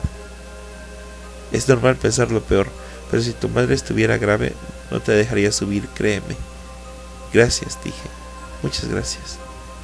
Di media vuelta, pero antes de alejarme, oí decir a Yvonne: una pregunta, ¿por qué llevas ese pin si vienes del norte de la Universidad de Maine? ¿Train Village no está en Nueva Hampshire? Me miré la camiseta y vi el pin prendido en el bolsillo.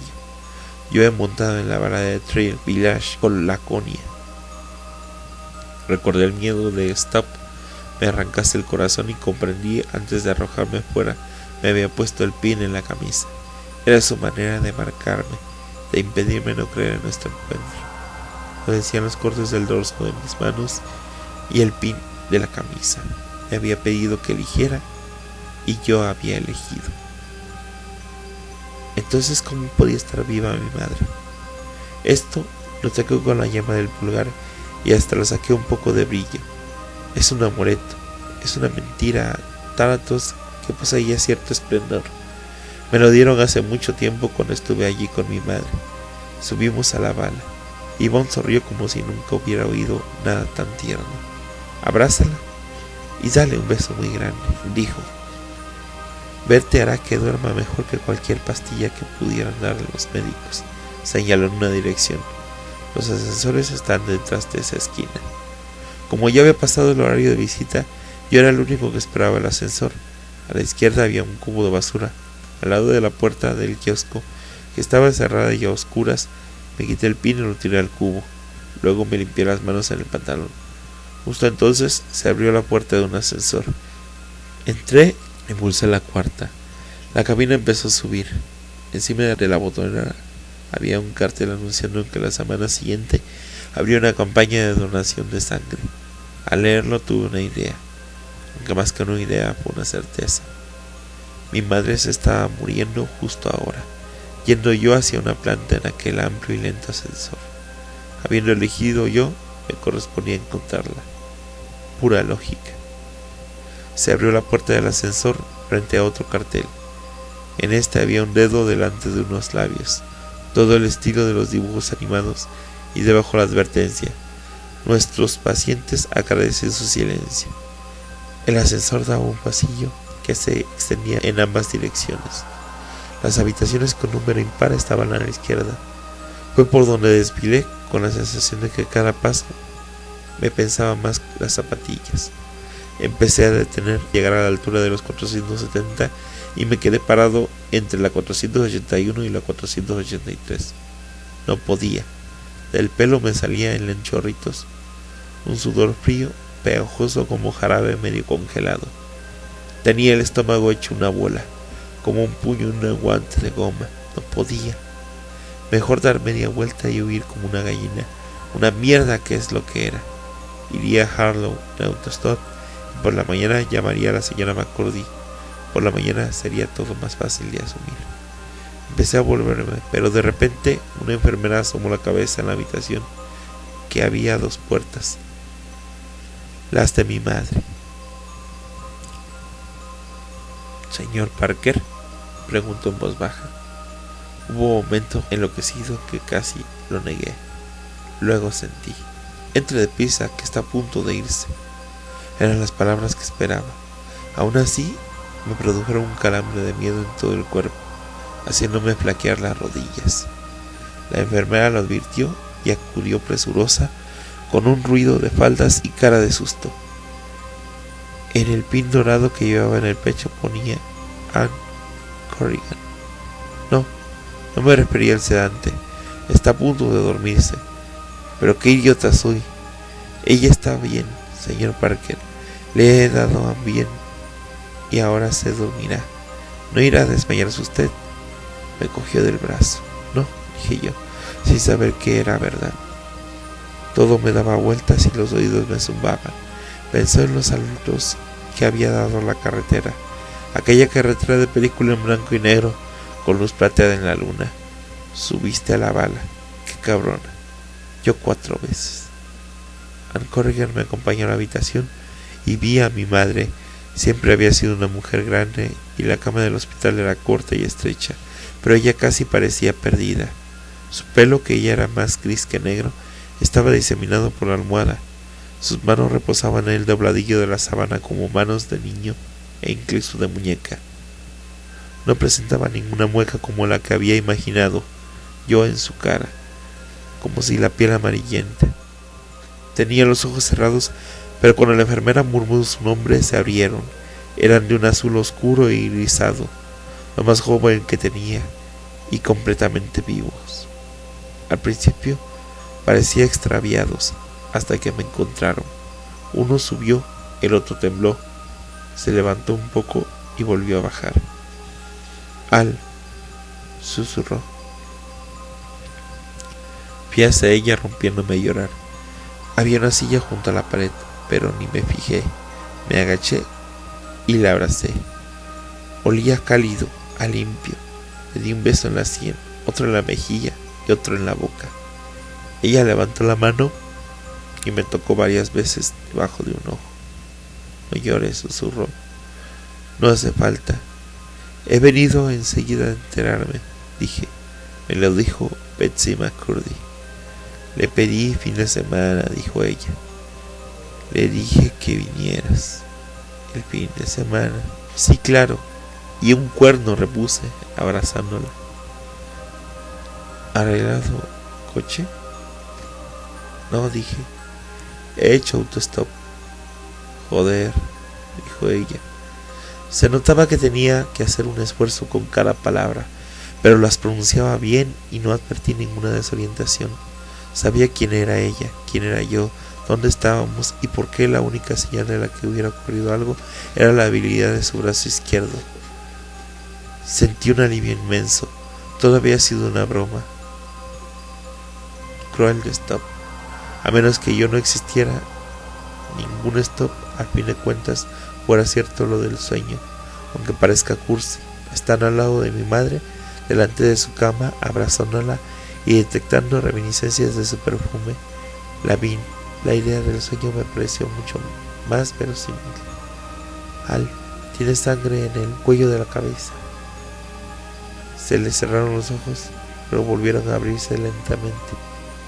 Imaginé que debían de pasarle tanto los párpados como a mí las zapatillas en el pasillo. «No pasa nada, mamá. Es que me he dado un golpe en la cabeza».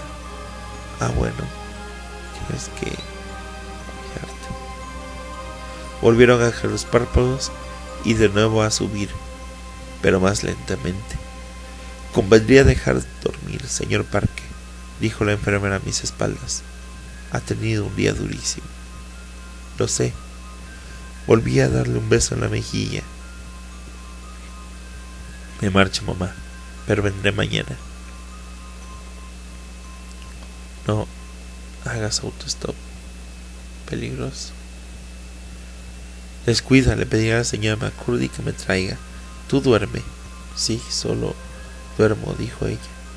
Estaba descargando el lavavajillas y me dio mucho dolor de cabeza. Me caí al despertarme. Estaba aquí. Miró. Ha sido un derrame, dice el doctor, pero no es muy grave. Estás perfectamente, dije. Me incorporé y le cogí la mano. Tenía la piel fina como la seda. Era una mano de persona mayor. He soñado que estábamos en aquel parque de atracciones Nueva Hampshire, dijo. Yo la miré y noté que el cuerpo se me enfriaba. Sí, haciendo cola para aquello que subía tanto, ¿te acuerdas? La bala, dije. Sí, mamá, sí que me acuerdo. Tenías miedo y te grité. No, mamá. Su mano apretó la mía y se le marcaron las comisuras de los labios casi hasta formar hoyuelos. Era una sobra de su típica cara de impaciencia. Sí, dijo, te grité y te di una bofetada en la nuca, ¿verdad? Sí, supongo, cedí. Es donde solías dármelas.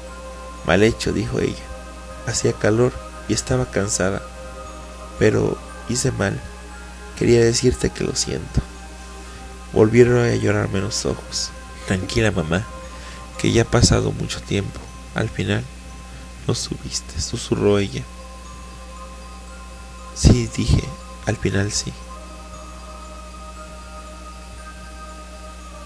Me sonrió. La vi pequeña y débil, muy distinta de aquella mujer enfadada, sudada y musculosa que me había gritado al llegar al final de la cola, la que me había dado una bofetada en la boca. Seguramente vio algo que en la cara de uno de las que hacían cola, porque la recuerdo diciendo, ¿y tú qué miras, guapo?, mientras me arrastraba de la mano, y yo llorigaba bajo el sol del verano, frotándome la nuca. Y eso que no me dolía porque tampoco había sido un golpe muy fuerte. Más que nada me acuerdo de lo alivio de apartarme de aquella estructura alta que giraba con sus dos cápsulas, una en cada extremo de aquella máquina giratoria de gritos. Por favor, señor Parque, que ya es la hora, dijo la enfermera. Cogí la mano de mi madre y le di un beso en los nudillos. Volveré mañana, dije. Te quiero, mamá. Y yo a ti, Alan. Perdóname por todas las bofetadas que te he dado. No eran maneras. Sí que eran maneras. Las suyas. No sabía cómo decirle que lo entendía, que lo aceptaba. Formaba parte de nuestro secreto familiar, algo susurrando en las terminales nerviosas. Vuelvo mañana, ¿vale, mamá? No contestó. Había vuelto a cerrarse los ojos y esta vez no volvieron a abrirse. El pecho le subía y bajaba con lentitud y regularidad. Me aparté de la cama sin dejar de mirarla.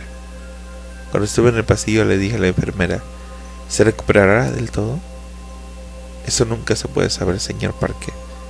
Le tiene el doctor Nunali, que es muy buen médico. Mañana por la tarde pasará por esta planta y se lo podrá preguntar. Dígame usted su opinión. Yo creo que se recuperará, dijo la enfermera, acompañándome por el pasillo en dirección al ascensor. Las constantes vitales están muy bien y todos los efectos residuales indican que el derrame no ha sido grave. Frunció el entrecejo. Claro que tendría que haber algunos cambios de dieta, de estilo de vida. ¿Se refiere al tabaco? Sí, si eso fuera. Lo dijo como si para mi madre abandonar un hábito de toda la vida fuera tan fácil, como quitar un florero de la mesita del salón y ponerlo en el recibidor. Pulsé el botón de la llamada del ascensor y la puerta de antes se abrió. Se notaba que después de las horas de visita bajaba mucho el ritmo del hospital. Gracias por todo, dije. De nada, y perdone por el susto que le he dado. Hay que ser tonta. Descuide, dije yo a pesar de estar de acuerdo. No tiene importancia. Subí al ascensor y pulsé el botón del vestíbulo. La enfermera levantó la mano y movió los dedos. Yo me despedí con el mismo gesto y nos separó la puerta corrediza. La cabina empezó a bajar. Me miré las marcas de uñas en el dorso de ambas manos y pensé que era un desastre. El más despreciable de los seres. Aunque solo hubiera sido un sueño, seguía siendo el ser más despreciable. Llévatela a ella, había dicho. Era hijo suyo y aún así había dicho, llévate a mi madre, no a mí. Ella me había criado, por mí se había matado a trabajar. En pleno verano había hecho cola en un parque de atracciones de 3 al cuarto de Nueva Hampshire y al final yo casi no había dudado. Llévatela a ella, no a mí. Gallina, gallina, gallina de mierda. Al bajar del ascensor, levanté la tapa del cubo de basura y lo vi en el interior de un vaso de plástico con restos de café. Yo he montado en la bala de Thrilling Village, Laconia. Rescaté el pin del café que lo mojaba y lo sequé en los vaqueros y me lo metí en el bolsillo. Había sido mala idea tirarlo. Aunque era mi pin, tanto si se trataba de un amuleto como si daba mala suerte, salí del hospital saludando a Yvonne sin detenerme. Fuera la luna cabalgaba en el tejado de la noche, irradiando su extraña luz etérea sobre el mundo. Nunca me había sentido tan cansado ni con tan pocos ánimos. Deseé poder elegir por segunda vez. Me habría decidido por la otra opción. Qué extraño. Creo que habría sido al menos duro encontrarla muerta, que es lo que esperaba. ¿No era el típico final de aquella clase de cuentos? En el pueblo no te recoge nadie, había dicho el viejo del braguero, y con más razón que un santo. Atravesé todo Livingston a pie, 3 docenas de manzanas por Lisbon Street y 9 por Canal Street, inventariando todos los bares de jukebox, emitiendo viejas canciones de Foreign, Led Zeppelin y AC/DC, y ni una vez saqué el pulgar. No habría servido de nada. Llegué al puente Demut a las 11 pasadas. Cuando estuve en el lado de Harlow, le enseñé el dedo al primer coche que pasó. 2 horas después, sacaba la llave de debajo de la carretilla roja, al lado de la puerta del cobertizo, y a los 10 minutos estaba en la cama. Justo antes de dormirme, pensé que era la primera vez que dormía solo en la casa. Me despertó el teléfono a las 12:15. Temí que fuese del hospital para decirme que mi madre había fallecido. Hacía unos minutos por culpa de un empeoramiento repentino. Lo sentimos, señor Parker, pero no. Solo era la señora McCurdy que quería cerciorarse de que había llegado bien a casa e informarse en detalle acerca de mi visita nocturna al hospital. Me hizo repetírselo 3 veces y al término de la tercera empecé a sentirme como un interrogatorio por asesinato. También llamaba para preguntarme si quería ir con ella en coche al hospital. Le dije que encantado. Al colgar, crucé la habitación en dirección a la puerta. Había un espejo de cuerpo entero y en él vi un joven alto y sin afeitar, con un poco de tripa y unos calzoncillos anchos por toda indumentaria. Hay que recuperarse, chaval, le dije a mi reflejo. No puedes pasarte toda la vida pensando que cada vez que suena el teléfono es para decirte que se ha muerto tu madre. De hecho, no habría sido así. El tiempo, como siempre, iría borrando el recuerdo. Aún así era sorprendente la realidad e inmediatez que conservaba la noche pasada, nítida en todos sus ángulos. Seguía viendo el rostro agraciado de Stubb bajo su gorra al revés, el cigarro detrás de la oreja y, a cada calada, los hilillos de humo escapándose por la incisión del cuello. Seguía oyendo su voz contando la anécdota del Cadillac a precio de ganga. El tiempo embotaría el filo y pondría romas las aristas, pero tardaría lo suyo. A fin de cuentas, conservaba el pin que estaba al lado de la puerta del lavabo encima de la cómoda. Era mi souvenir. ¿O no vuelven con un recuerdo todos los protagonistas de Cuento de Fantasmas, algo que demuestra la verdad de lo ocurrido? En el rincón del dormitorio había un equipo de música del año de la pera. Busqué entre mis cintas viejas para escuchar algo mientras me afeitaba. Encontré una que ponía Paul Mix y la metí en el cassette. La había grabado en el instituto y casi no me acordaba de su contenido. Bob Dylan cantaba La muerte solitaria de Hattie, Carol y Tom Paston a su amigo Trotamundos. Luego Dave Van Rock empezó a cantar sobre la cocaína y a la mitad de la tercera estrofa me quedé parado con la máquina en la mejilla. Tengo la cabeza llena de whisky y la barriga de ginebra, cantaba Dave con su voz rasposa. Dice el médico que me matará, pero no he dicho cuándo. Claro, he aquí la respuesta. Mi mala conciencia me había llevado a suponer que mi madre moriría de inmediato. Tampoco Stubb lo había desmentido. ¿Cómo? Si no se lo había preguntado. Pero evidentemente era mentira. Dice el médico que me matará, pero no ha dicho cuándo. ¿Qué sentido tenía flagarse tanto?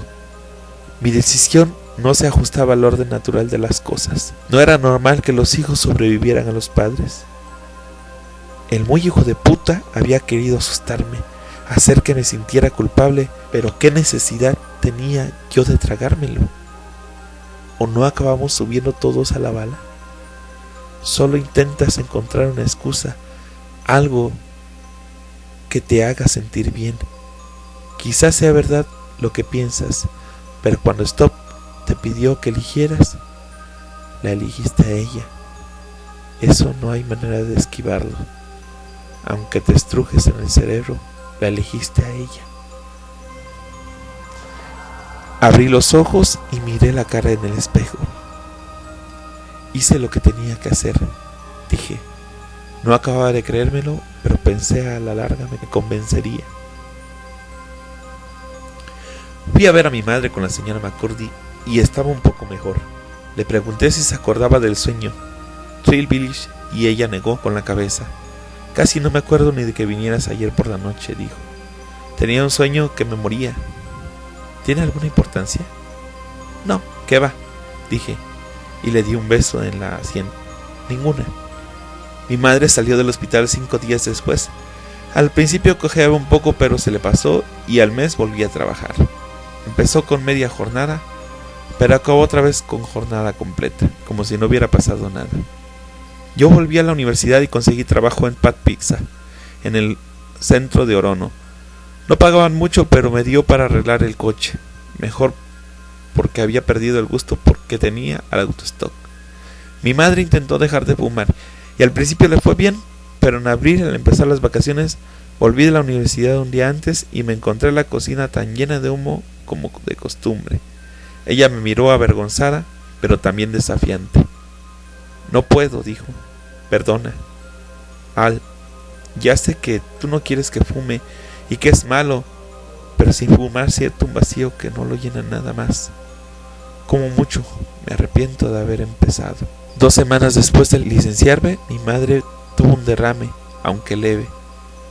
Ante las recomendaciones del médico hizo otro intento de abandonar el tabaco, pero engordó más de 20 kilos y volvió a sucumbir. Dice la Biblia, como el perro vuelve a su vómito. Siempre me ha gustado esa frase. Yo encontré empleo a la primera. Suerte, imagino. Un trabajo bastante bueno en Portland y emprendí el de convencerla de que renunciara al suyo.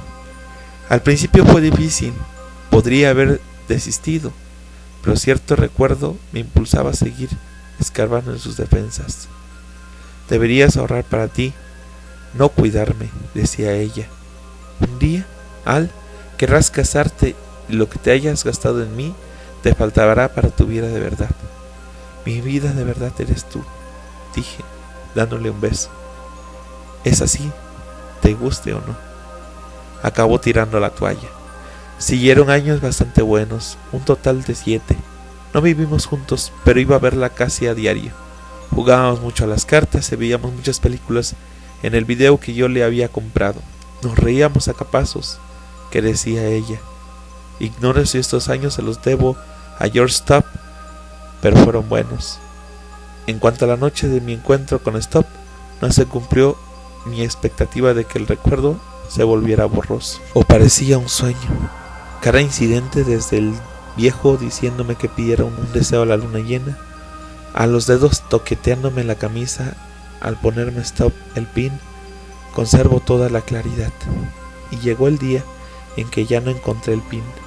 Era consciente de habérmelo llevado al instalarme en mi pisito de Portmont. Lo guardaba en el cajón superior de la mesita de noche, junto con un par de peines, mis 2 juegos de gemelos y un pin político de hacía muchos años con un chiste sobre Bill Clinton y el sexo seguro. Pero el caso es que se perdió. Y 1 o 2 días después, cuando sonó el teléfono, supe por qué lloraba la señora McCurdy. Era la mala noticia que nunca había dejado de esperar. Se acabó lo que se daba. Una vez terminado el funeral y el velatorio, cuando se marchó el último integrante de un desfile de dolientes que parecía interminable, regresé a la casita de Harlem, donde había vivido mi madre sus últimos años, fumando y comiendo donuts con cobertura de azúcar. Hasta entonces habíamos sido Jan y Alan Parker contra el mundo. Ahora solo quedaba yo. Revisé sus pertenencias, aparté los pocos documentos pendientes de algún trámite y llené varias cajas poniéndolas a un lado de la habitación, lo que quería quedarme y al otro lo que donaría a la beneficencia. Cuando ya faltaba poco para acabar, me arrodillé, miré debajo de su cama y encontré lo que había estado buscando sin acabar de reconocer que lo buscaba, un pin polvoriento donde ponía "Yo he montado en la bala Trilling Village, Laconia". Lo cogí y apreté el puño. La aguja se me clavó en la carne, pero apreté más y me regodeé amargamente en el dolor. Cuando volví a separar los dedos, los ojos se me habían llenado de lágrimas y se habían duplicado las palabras del pin en una superposición de líneas borrosas. Era como mirar una película en 3 dimensiones sin las gafas apropiadas. ¿Ya estás contento?, pregunté a la silenciosa habitación. ¡Ya basta! Como era de esperar, no había respuesta. No sé por qué te molestaste. ¿De qué coño servía? Nada. Ninguna respuesta. ¿Por qué iba a verla? Todo se reduce a hacer la cola. Hacer cola debajo de la luna y formular un deseo a su luz infectada. Haces cola y los oyes gritar, pagan para tener miedo y la bala nunca decepciona. Cuando te toca, una de dos, o subes o sales corriendo. Yo creo que el resultado acaba siendo el mismo. Debería haber algo más, pero la verdad es que no. Se acabó lo que se daba. Coge tu pin y sal.